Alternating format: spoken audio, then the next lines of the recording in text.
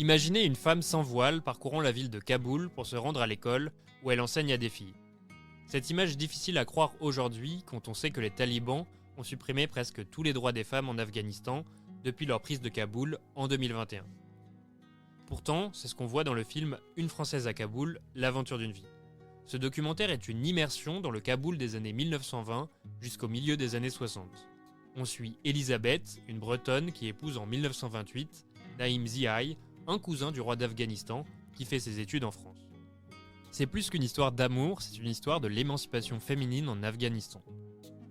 Fin janvier, nous avons rencontré les réalisatrices de ce film au FIPADOC, le Festival international du film documentaire à Biarritz.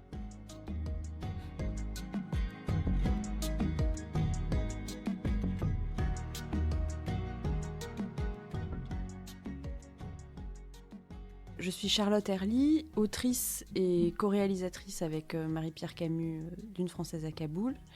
Je suis essentiellement romancière et j'ai réalisé jusqu'ici des courts-métrages de fiction. Et c'est mon premier documentaire. Moi, je suis Marie-Pierre Camus. Je monte des films depuis de nombreuses années. Et là, on a collaboré ensemble avec Charlotte à la co-réalisation du film. Et j'ai monté aussi, mais c'est un travail de montage qu'on a fait ensemble à la table.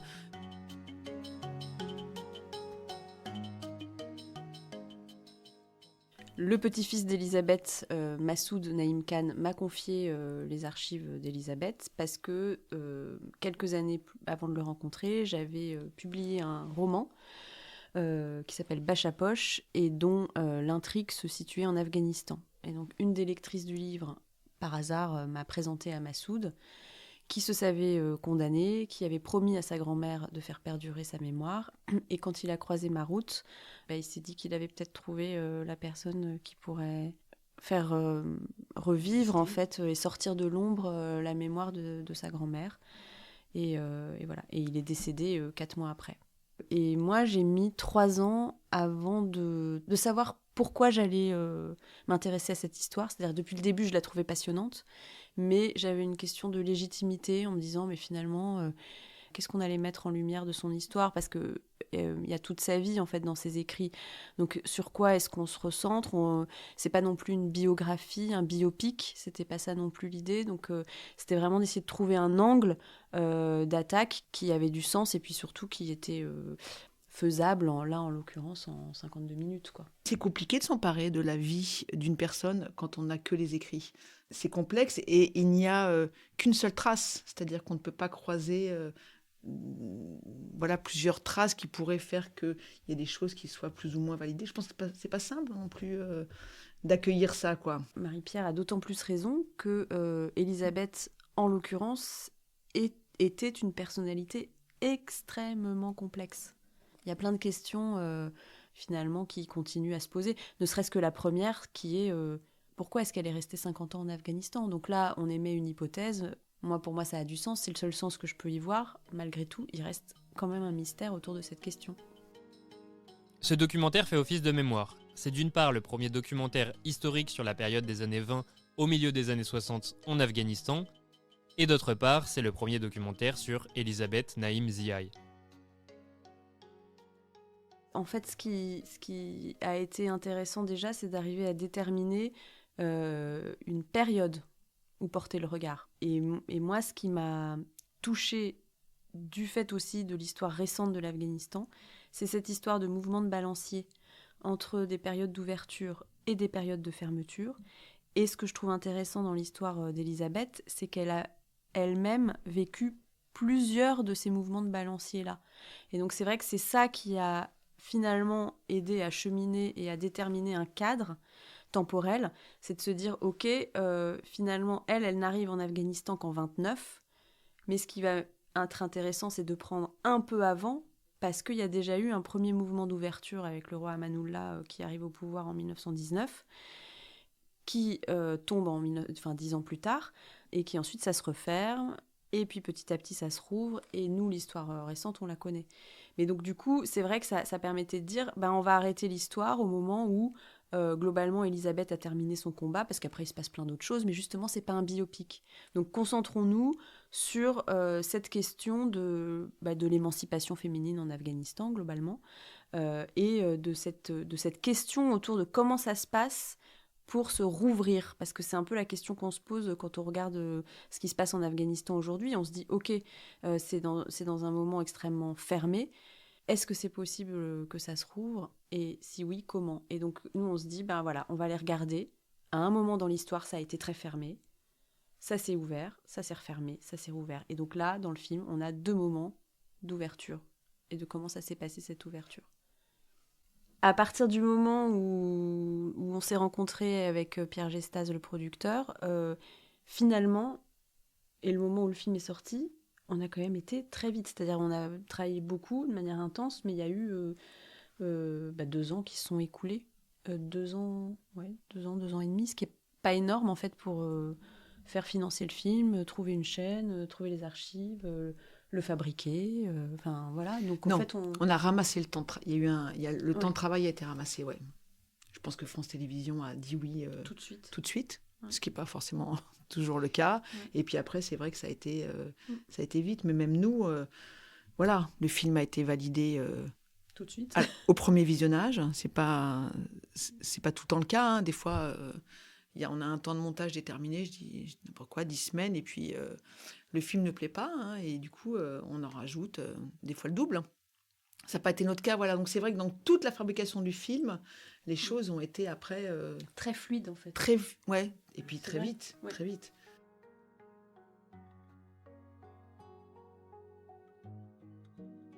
Avant d'être un projet de documentaire, Une Française à Kaboul était un projet de roman sur lequel a travaillé Charlotte.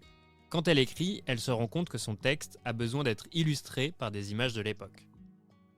D'abord, il y a eu toute la part des archives familiales d'Elisabeth, les albums photos qui servent de base en fait au récit, en tout cas de fil conducteur plutôt que de base, on va dire.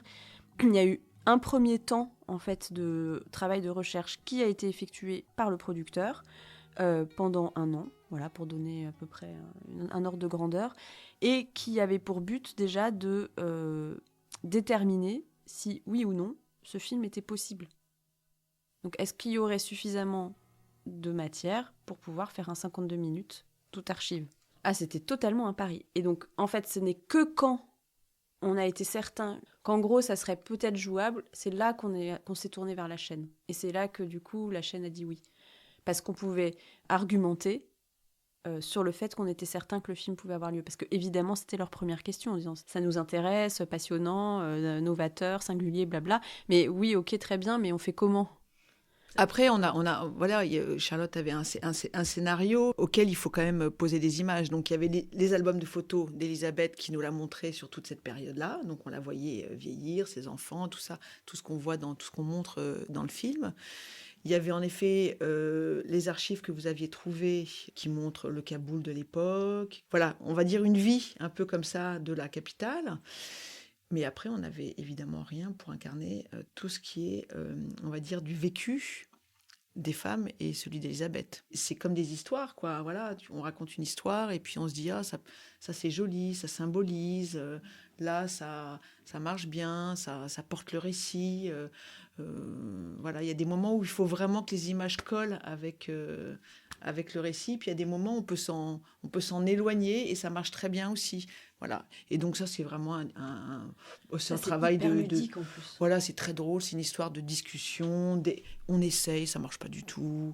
On laisse reposer, on reprend, on avance. Je pense que c'est un travail d'écriture visuelle, mais je pense que je suis pas du tout romancière, mais je pense que c'est exactement... Ça s'approche quand même d'un travail d'écriture aussi, d'un livre. Voilà, on fait des chapitres, on les laisse de côté, on y revient. Enfin, j'imagine. Voilà. Après, c'est un mélange de plans qu'on associe et qui permettent de raconter en séquence le moment de vie qu'on souhaite évoquer. Mais c'est beaucoup de boulot, mais c'est très ludique quand même. Et juste pour dire, du coup, la documentaliste, elle s'appelle Céline Leroux-Vincent. Ah oui, pour citer son nom, parce que parce que c'est vraiment... quelqu'un de l'ombre, alors remettons-la un peu dans la lumière, voilà, elle a été super.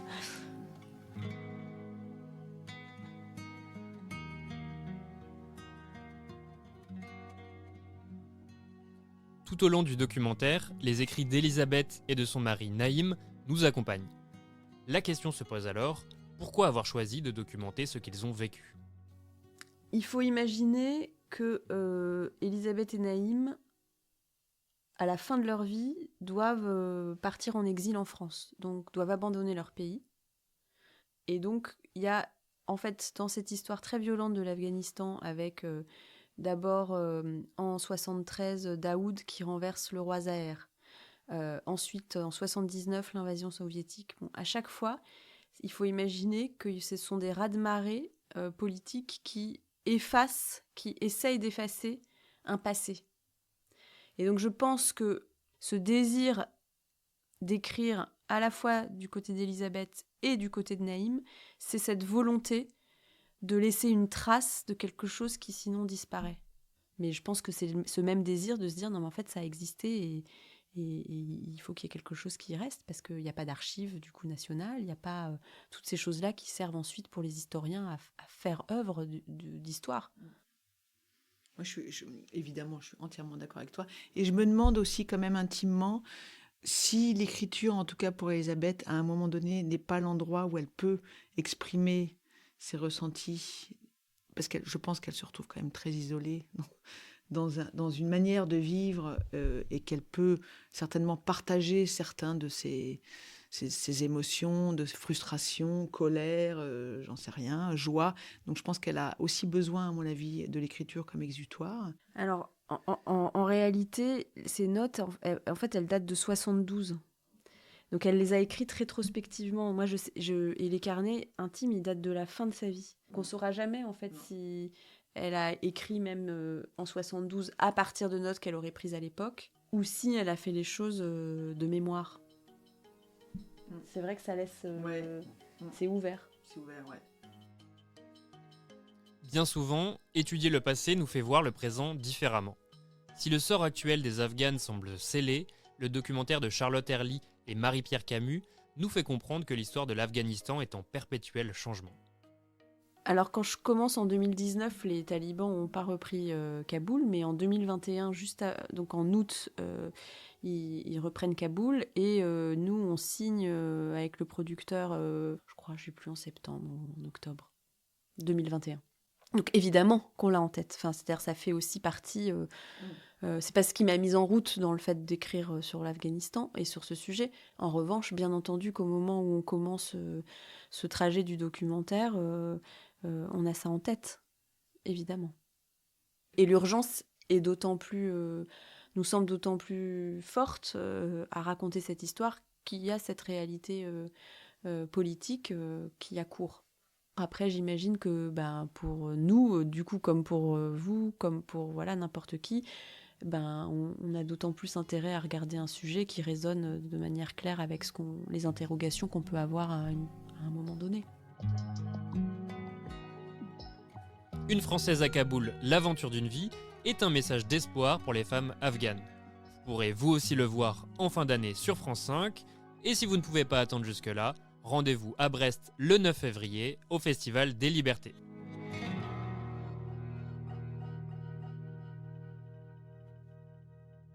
Un podcast réalisé par Ilona Catelin et Yann Besson pour les Muses de Paris.